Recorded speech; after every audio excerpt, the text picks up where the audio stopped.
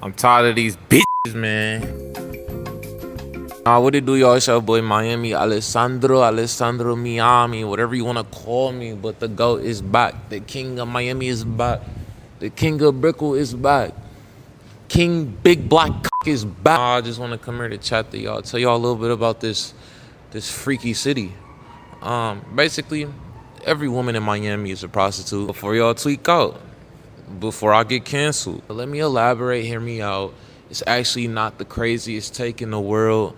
I'm actually about to make some very valid points. If you just hear me out, all I'm saying is that the Miami woman archetype has a very naturally transactional nature that this city selects for and filters for.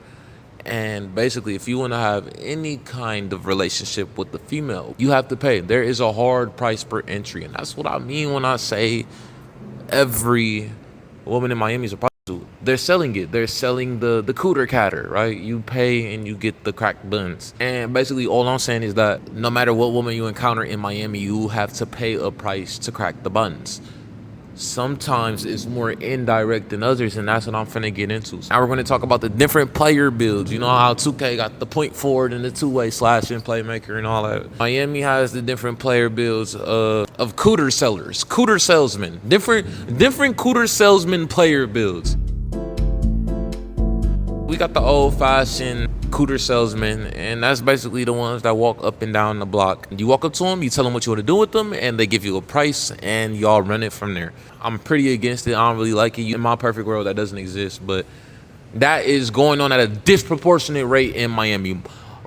100% of the 10 out of 10 women you walk up to in Brickell, Miami specifically, are selling cooter. They are walking up and down the block to sell cooter. It's not how you see it in like the trenches where I'm from. Not like that. Usually it's a very 10 out of 10 beautiful, glamorous looking woman who's very well put together. She smells good. She looks good. She looks clean. And usually it's some super old white dude walking up to her and making that transaction. For the most part, it's older white guys, old money. And like I said before, disproportional rate. The majority of the 10 out of 10 women you walk up to, especially the BBL Latinas in Miami, are selling it directly, transactional. Swipe that card, beat them buns. That's why I kind of avoid the perfect looking Latinas out here, because usually they'll give you one look. If you look broke, they'll just keep it moving because they know you're not going to pay for the cooter cotter. It's not even like me stereotyping or being racist. That's actually the case.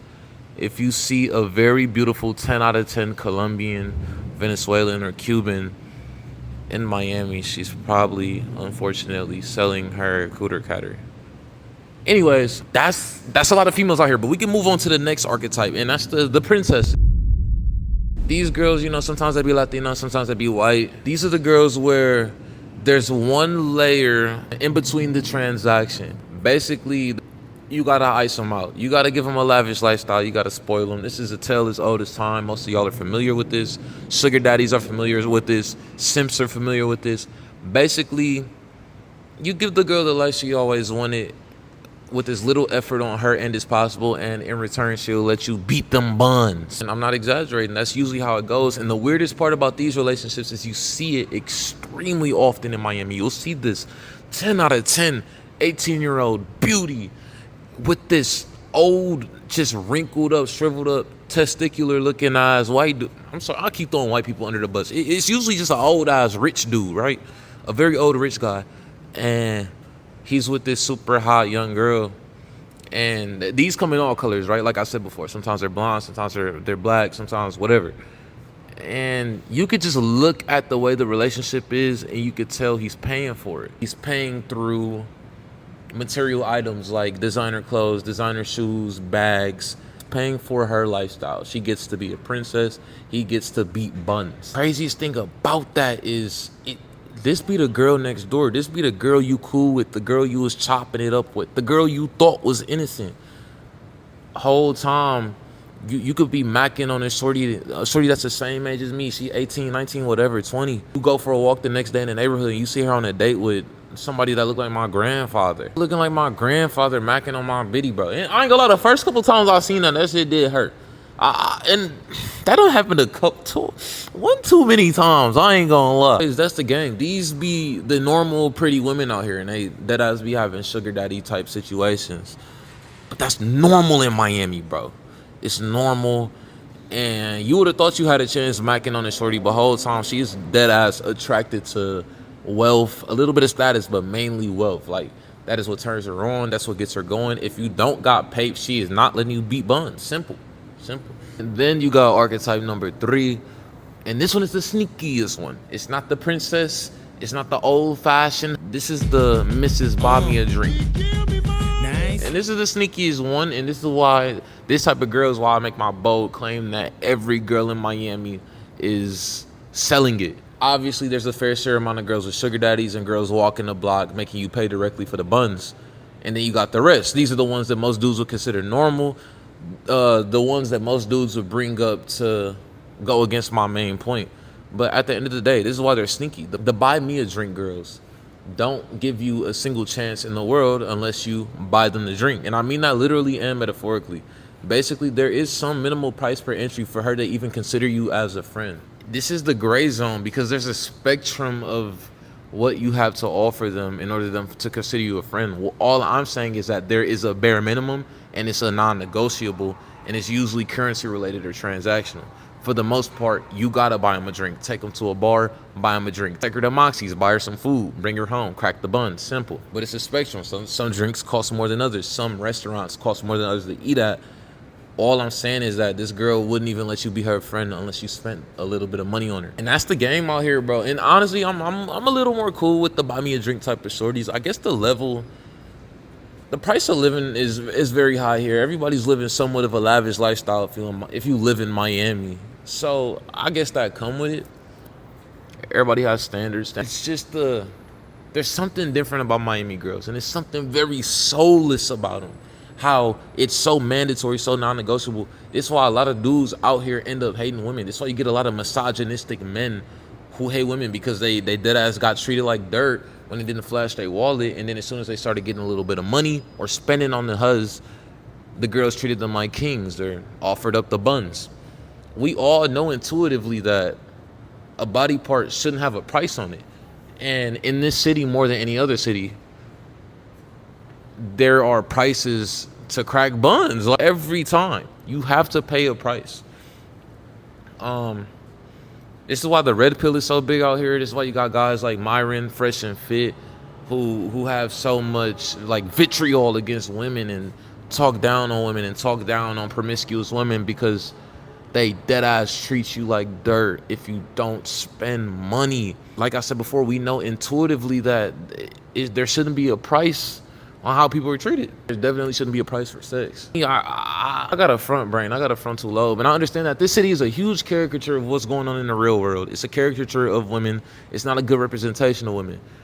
This city specifically selects for women with a transactional mindset. If you are a girl and you're attracted to money, you're turned on by money, you're more likely to come here, find out about this place, get recommended this place, and you're also more likely to stay. Women without that mindset come here for a 1-week vacation and end up leaving after a week, and they never consider moving here. That's just, the city has that culture, and if you don't resonate on a vibrational level with that culture, you're more likely to leave or never even come in the first place. So there's a self-fulfilling prophecy going on.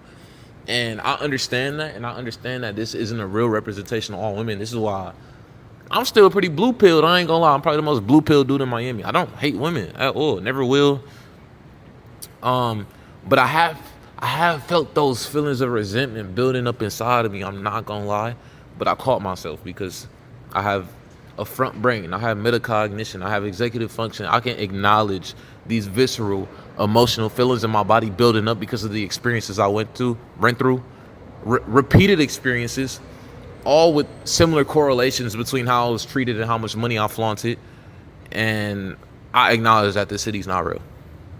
That's the simplest way to put it. This city is not real. So I still love women. Women are cool. They make babies. Like, that's cool as fuck. How do I feel about all this? There's two things going on in my head. One, there's the fact that this isn't real, so I don't care, like I just mentioned before. There's also the fact that I'm top motherfucking G. I'm gonna have 58 million Bugattis when I get over, 36 Koenigsegg's, 82 Paganis, 10 AP watches, 58 Pateks, 96 Rolexes. I'm gonna be the richest man in the world. I'm gonna be very rich. So like I ain't really tripping over it. I know my time gonna come to get girls in this city. It's whatever. And then there's the fact that, like mentioned before, not every woman in Miami, or not every woman in the world moves like a woman in Miami. So, bruh. Nah, that's different. That's a. I was looking forward to that. Anyways, chat. Not all women around the country and around the world move like this, so I'm not really tripping over that. Especially if I want to find my soulmate one day, find my future wife. I understand that, you know, there's a million of good-hearted women who appreciate men with intellectual depth, men with big hearts, men with morals, all around the world. So, you know what? I'll play this game. I'll make a bunch of money and crack hella buns in Miami and then find my soulmate in Wyoming. That's cool. But basically, I ain't gonna lie. The main point of this video is every girl in Miami is selling cooter cat. You gotta pay to beat buns. I'm out.